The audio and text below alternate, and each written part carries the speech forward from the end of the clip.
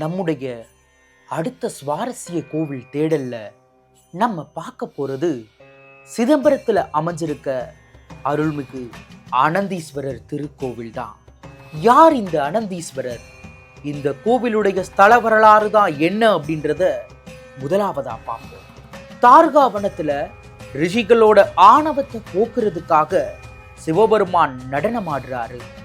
இந்த நடனத்தை ஆதிசேஷன் மீது பள்ளி கொண்ட ஸ்ரீமன் நாராயணன் பார்த்து மிகவும் மகிழ்ச்சி அடைகிறதால ஆதிசேஷனுக்கு ஸ்ரீமன் நாராயணன் ரொம்ப பாரமா தெரிகிறாரு. இதை தெரிஞ்சுக்கிட்ட ஆதிசேஷன் தானும் சிவனுடைய நடனத்தை பார்க்கணும்னு ஆசைப்பட்டு சிவனை வேண்டி தவம் இருக்காரு. எங்க இருந்து ஆரம்பமாகுது அந்த அனந்தீஸ்வரர் கோவிலுக்கான ஆரம்ப புள்ளி.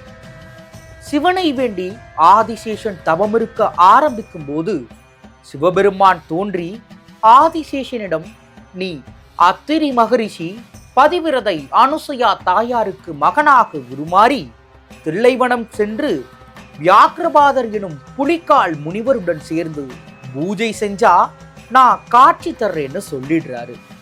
இதை கேட்ட ஆதிசேஷன் நாகச்சேரி எனும் தீர்த்த குளத்துல ஸ்நானம் செஞ்சு பாதி மனித உருவமும் பாதி பாம்பு உருவமா மாறி குழந்தையா திருக்குளத்தோட பீடத்துவாரம் வழியா முனி தம்பதிகளோட காலில் விழுகிறாரு. அந்த நிமிஷத்துல இருந்து அத்திரி முனி தம்பதிகள் ஆதிசேஷனுக்கு பதஞ்சலின்னு பெயர் வச்சு வளர்க்க ஆரம்பிக்கிறாங்க.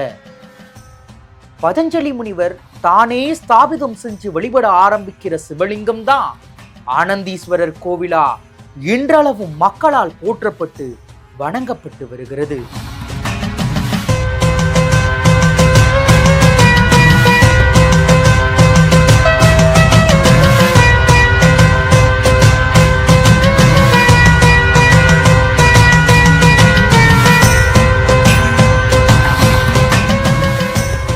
இதுல குறிப்பா பதஞ்சலி பாம்பு வடிவத்திலையும் இருந்ததுனால அனந்து எனும் பாம்பு பெயரையும் சேர்த்து அனந்தீஸ்வரர் அப்படின்ற பெயர் உருவாக காரணமா இருந்துச்சு.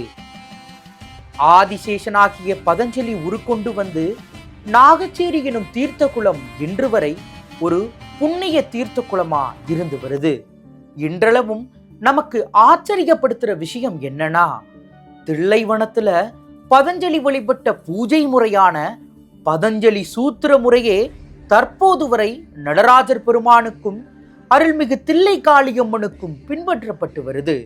இதன் மூலியமாவே அனந்தீஸ்வரர் கோவிலோட பழமையும் தொன்மையும் வரலாற்று சிறப்பும் நமக்கு என்னன்னு தெரிஞ்சிருக்கும். இந்த கோவிலுக்கு இன்றளவும் பக்தர்கள் கூட்டம் அலை மோதுறாங்க. முக்கியமா இந்த கோவிலோட சிறப்பம்சம் என்னன்னா, இங்க துவாரபாலகரோ கொடிமரமோ கிடையவே கிடையாது. துவாரபாலகரோ வீற்றிருக்கிறதே இங்க முருகனும் கணபதியும் தான். ராகுகேது பரிகார ஸ்தலமா பார்க்கப்படுற இந்த கோவில்ல வழிபடுறதுனால சர்ப்பதோஷம், களத்திர தோஷம், புத்திர தோஷம் உள்ளிட்ட முக்கிய தோஷங்கள் எல்லாம் நிவர்த்தி ஆகுது. பதஞ்சலி யோக கலைக்கு அதிபதினால பதஞ்சலி நட்சத்திரமான பூஷ நட்சத்திரத்துல பூஜிக்கிறனால கல்வி, வேள்வி, ஞானம் உயர்வடையும் அப்படின்றது ஐதீகமாயிருக்குது. ராகுகேது பரிகார பூஜை நேரடியா மூலவருக்கே பண்றாங்க அப்படின்றது ஒருபுறம் இருக்க, இந்த கோவில்ல கோபுரமே இல்லை அப்படின்றது நம்மளை இன்னும் விந்தைக்கு உள்ளாக்குது. இந்த கோவில்ல அசோகர் காலத்து கல்வெட்டுகளும் சின்னங்களும் லட்சணைகளும் இருப்பதும் ஆச்சரியத்தை ஏற்படுத்தது. தூண்கள்ல செதுக்கப்பட்டிருக்க சிற்பங்கள் பலதரப்பட்ட கருத்துகளையும் புராணங்களையும் நமக்கு போதிக்கிற நிலையில சிதம்பரத்துல இப்படியொரு கோவிலா அப்படின்றது பெரும் ஆச்சரியம் தான். ஆணி திருமஞ்சனம், ஆர்திரா தரிசனம் அனைத்தும் முதல்ல இங்கே தான் நடக்கும். அதுக்கப்புறம் தான் பெரிய கோயிலே நடப்பாங்க. அப்படி ஒரு வழக்கங்கள் உள்ளது. இங்கே தைப்பூசத்துக்கு தை அமாவாசை என்று இங்கே நடராஜாவே வந்து தீர்த்தம், இந்த கோயில் குளத்தில் தீர்த்தம் கொடுப்பார், தீர்த்தவாரி. இந்த குளத்துக்கு அனந்த தீர்த்தம்னு பேர். இங்கே சிதம்பரத்தில் 10 தீர்த்தம் இருக்குது, தச தீர்த்தம்னு பேர். தச தீர்த்தத்தில் 2 தீர்த்தம் இங்கே இருக்குது, ஒன்று அனந்த தீர்த்தம் இங்கே இருக்குது. பின்னாடி உள்ளது நாகம் சீரிய குளம்னு பேர். அதை நாகச்சேரி குளம்னு பேர் மருவி போச்சு. நாகம் சீரிய குளம் தான் பேர். அங்கே சப்த கன்னிகளுக்கு நாக தீர்த்தம் அங்கேயும் தீர்த்தவாரி கொடுப்பார். இந்த கோயிலில் அதை விட முக்கியமான ஒரு செய்தி, இங்கே நித்திய அமாவாசை சத்திரம்னு பேர். இங்கே சூரியன் சந்திரன் இருக்காங்க. இந்த சூரியன் நடுப்புல உட்காந்து ஒரு காலையில் 7லேருந்து 9க்குள்ளே தர்ப்பணம் விட்டாங்கன்னா வருஷம் ஃபுல்லாக விட்டதா ஒரு பலன் கிடைக்குன்னு ஒரு ஐதீகம், அதுவும் செஞ்சுட்டு இருக்காங்க.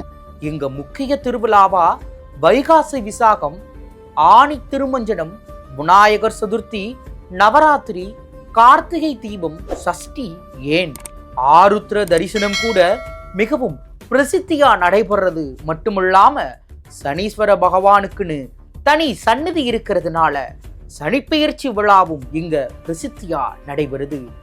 அனந்தீஸ்வரர் யாரு, அவருடைய சிறப்பு தான் என்ன, பதஞ்சலி வரலாறு வர பார்த்தோம். மேலும் இது மாதிரி ஒரு சுவாரஸ்ய தகவலோட உங்களை அடுத்த காணொளியில பார்க்கலாம்.